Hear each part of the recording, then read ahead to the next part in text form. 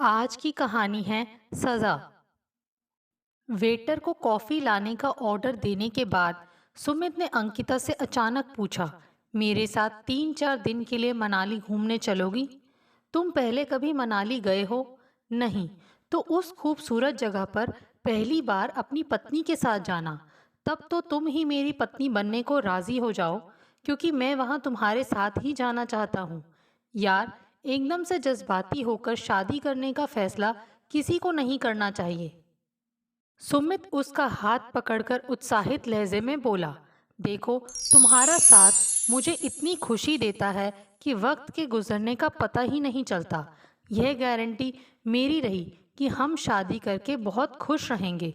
उसके उत्साह से प्रभावित हुए बिना अंकिता संजीदा लहजे में बोली, शादी के लिए हाँ या ना करने से पहले मैं तुम्हें आज अपनी पर्सनल लाइफ के बारे में कुछ बातें बताना चाहती हूँ। सुमित आत्मविश्वास से भरी आवाज में बोला, तुम जो बताओगी उससे मेरे फैसले पर कोई असर पड़ने वाला नहीं है। फिर भी तुम मेरी बात सुनो। जब मैं 15 साल की थी, तब मेरे मम्मी पापा के बीच तलाक हो गया था। दोनों के स्वभाव में जमीन आसमान का अंतर होने के कारण उनके बीच रात दिन झगड़े होते थे। तलाक के 2 साल बाद पापा ने दूसरी शादी कर ली। ढेर सारी दौलत कमाने की इच्छुक मेरी माँ ने अपना ब्यूटी पार्लर खोल लिया। आज वे इतनी अमीर हो गई हैं कि समाज की परवाह किए बिना हर 2-3 साल बाद अपना प्रेमी बदल लेती हैं। हमारे जानकार लोग उन दोनों को इज्जत की नज़रों से नहीं देखते हैं। अंकिता उसकी प्रतिक्रिया जानने के लिए रुकी हुई है। यह देखकर सुमित ने गंभीर लहजे में जवाब दिया, मैं मानता हूँ कि हर इंसान को अपने हिसाब से अपनी जिंदगी के फैसले करने का अधिकार होना ही चाहिए। तलाक लेने के बजाय रात दिन लड़कर अपनी अपनी जिंदगी बर्बाद करने का भी तो उन दोनों के लिए कोई औचित्य नहीं था। खुश रहने के लिए उन्होंने जो रास्ता चुना वह सबको स्वीकार करना चाहिए। क्या तुम सचमुच ऐसी सोच रखते हो या मुझे खुश करने के लिए ऐसा बोल रहे हो? झूठ बोलना मेरी आदत नहीं है अंकिता। गुड। तो फिर शादी की बात आगे बढ़ाते हुए कॉफी पीने के बाद मैं तुम्हें अपनी मम्मी से मिलाने ले चलती हूँ। मैं उन्हें इंटरव्यू देने के लिए बिल्कुल तैयार हूँ, सुमित बोला। तो उसकी आंखों में उभरे प्रसन्नता के भाव पढ़कर अंकिता खुद को मुस्कुराने से नहीं रोक पाई। आधे घंटे बाद अंकिता सुमित को लेकर अपनी माँ सीमा के ब्यूटी पार्लर में पहुंच गई। आकर्षक व्यक्तित्व वाली सीमा सुमित से गले लगकर मिली और पूछा, क्या तुम इस बात से हैरान नजर आ रहे हो कि हम माँ बेटी की शक्लें आपस में बहुत मिलती हैं? आपने मेरी हैरानी का बिल्कुल ठीक कारण ढूंढा है, सुमित ने मुस्कुराते हुए जवाब दिया। हम दोनों की अक्ल भी एक ही ढंग से काम करती है। वह कैसे? हम दोनों ही जियो और जीने दो के सिद्धांत में विश्वास रखती हैं। उन लोगों से संबंध रखना हमें बिल्कुल पसंद नहीं जो हमारी जिंदगी में टेंशन पैदा करने की फिराक में रहते हों। मम्मी, अब सुमित से भी इसके बारे में कुछ पूछ लो, क्योंकि यह मुझसे शादी करना चाहता है। अंकिता ने अपनी बातूनी माँ को टोकना उचित समझा था। Really, this is good news. Seema ने एक बार फिर सुमित को गले से लगाकर खुश रहने का आशीर्वाद दिया। फिर अपनी बेटी से पूछा, क्या तुमने सुमित को अपने पापा से मिलवाया है? अभी नहीं। सीमा मुड़कर फौरन सुमित को समझाने लगी, जब तुम इसके पापा से मिलो तो उनके बेढंगे सवालों का बुरा मत मानना। उन्हें करीबी लोगों की जिंदगी में अनावश्यक हस्तक्षेप करने की गंदी आदत है, क्योंकि वे समझते हैं कि उनसे ज़्यादा समझदार कोई और हो ही नहीं सकता। मॉम, सुमित यहाँ आपकी शिकायतें सुनने नहीं आया है। आप उसके बारे में कोई सवाल क्यों नहीं पूछ रही हैं? अंकिता ने एक बार फिर अपनी माँ को विषय परिवर्तन करने की सलाह दी। Okay okay my dear Sumit, मुझे तुमसे एक ही सवाल पूछना है। क्या तुम अंकिता के लिए अच्छे और विश्वसनीय जीवन साथी साबित होंगे? मुझे पूरा विश्वास है कि शादी के बाद हम बहुत खुश रहेंगे, सुमित ने बेझिझक जवाब दिया।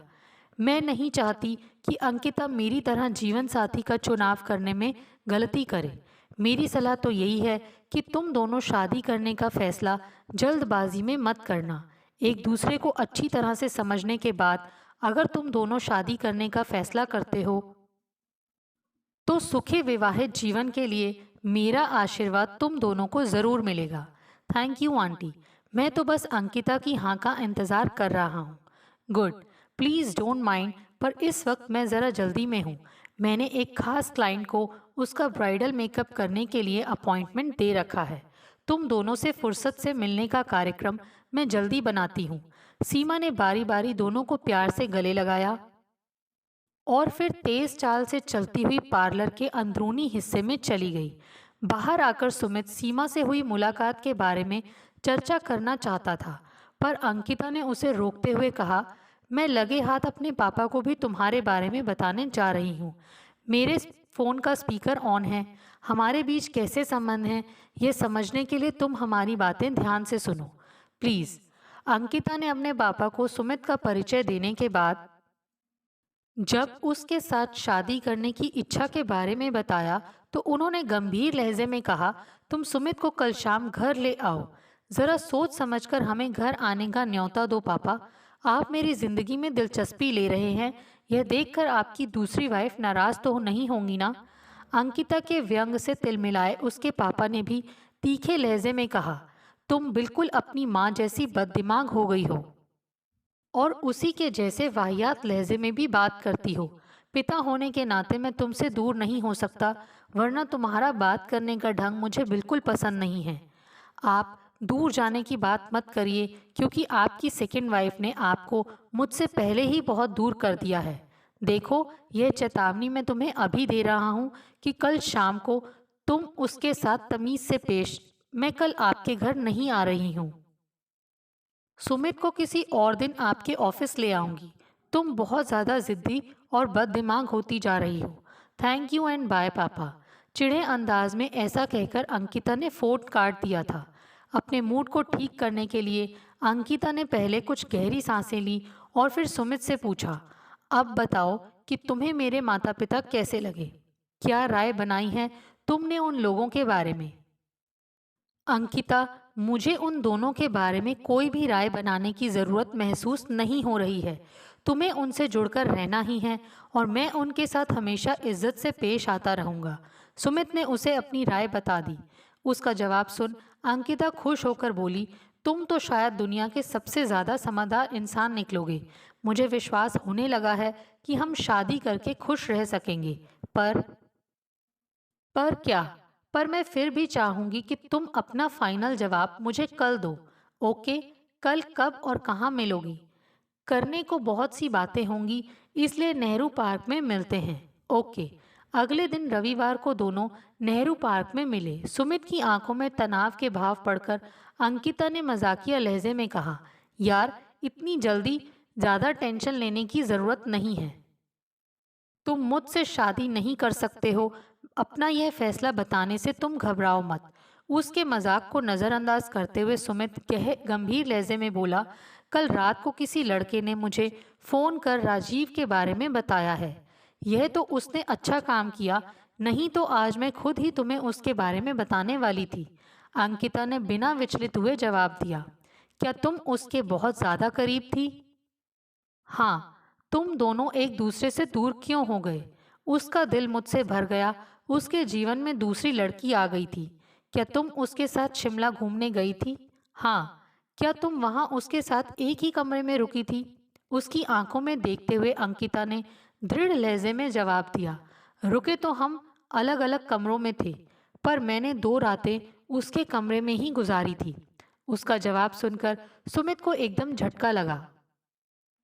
अपने आंतरिक तनाव से परेशान हो वह दोनों हाथों से अपनी कनपटियां मसलने लगा।